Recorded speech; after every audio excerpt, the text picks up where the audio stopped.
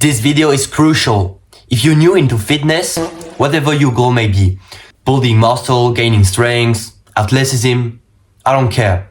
You need to be able to do 30 push-ups. It is literally the starting point of anything. If you can't do 30 push-ups, there's no point in buying any gym membership, in buying any kind of equipment, because push-ups and pull-ups will 100% do the work. And if you're interested, in the description there is a link to get 30 pull-ups. Everybody that has achieved 30 push-ups in a very short amount of time has used a high volume training style, because it allows your body to learn the movement as fast as possible, and because you're a beginner, you can recover really fast if you adapt to it. To start doing the methods I'm going to show you, you need to be able to do at least 2 perfect form push-ups. But if you can't, just do the methods I'm going to show you with knee push-ups. So here is the form I recommend you to use. This is the form that I recommend because it transfers afterwards easier to dips, because your hands are like in dips. But you can do any form you want, just do full range of motion to the chest, because if you do like this form with the hands spread out, it's like more like bench press and it transfers a bit harder to the dips. But you can do the forms you want, just do full range of motion to the chest, like boom. So in this video I'm going to reveal you my preferred volume trainings. Obviously every training will work as soon as you train with high volume and high frequency. Make sure to stay till the end, because I'm going to reveal you the pros and cons of each.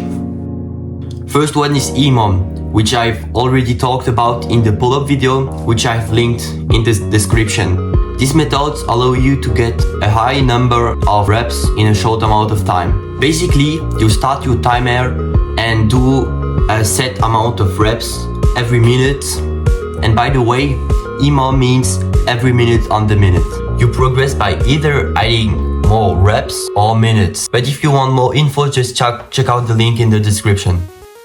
The second one, which I'm going to talk about, is also great to have a high amount of reps in a short time. I don't know how it's called, but you set yourself a certain amount of reps and you try to complete them as fast as possible. In this training style, you do whatever you want. You do as many reps as you want, as many sets, and you rest as long as you want. To progress, you just try to do the same amount of reps as last time, but in a shorter amount of time. So for example, you did 100 push-ups in 22 minutes, just try to do them in, 20 minutes. This one is very underestimated, but is very effective. It's called Grease the Groove. The best way to explain it is using the parallel to learning. We all know that it's far less effective to learn 30 minutes a day during 6 days than the last day before the exam, 6 hours. So for push-ups, it's the same. You want to have as many practice as possible. So with Grease the Groove, you try to do push-ups as often as possible. Let's say your max push-ups is 6, so you take the half, which is 3, and you do 3 push-ups as often as possible throughout the day. So if you're spending a day at home, you could do 3 push-ups every 30 minutes, and this way you could get insane number of push-ups at the end of the day. To progress on this one is very easy. Always do half as many reps as you could do, and when you feel stronger than before, try your max and set your new amount of reps. Once you get stronger, you're not obligated to do half as many reps as you could do, because if you stop progressing or if it's too easy, adapt it to how you feel. If you don't progress, train harder, and if you're always sore, take it easier.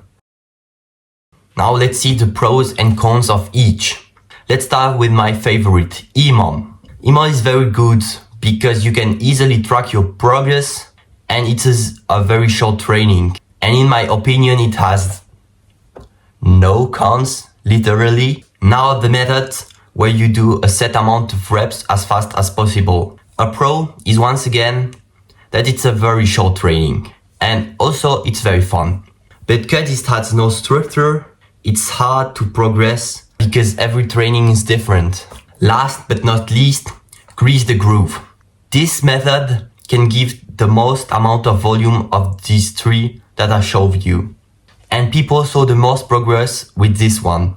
And it is also very applicable to push-ups because you need no equipment, so you can do anywhere you want. But because there is no real workout, you need to do push-ups at school or at work, which can be weird because you can't just do them in the middle of a class. And also because there is no real training, sometimes you're full, sometimes not, and basically you're always in a different condition. So, in conclusion, despite what I've said about it, if you have the possibility to grease the groove, this method showed the most progress out of the three. But if you can't, do EMOM. I personally did that for pull-ups and I went from 20 to 30 in just 2 months. But if you like challenging yourself and having fun, do the other method. I hope this video was helpful. I don't know what you thought about it, but if you're here because I don't do a lot of views, I don't care, just write a comment what you would like to see, because literally if you write something, I'll do it. I have no idea what I can post. If you like more advice video or vlogs, just write in the comments. I'll 100% do it.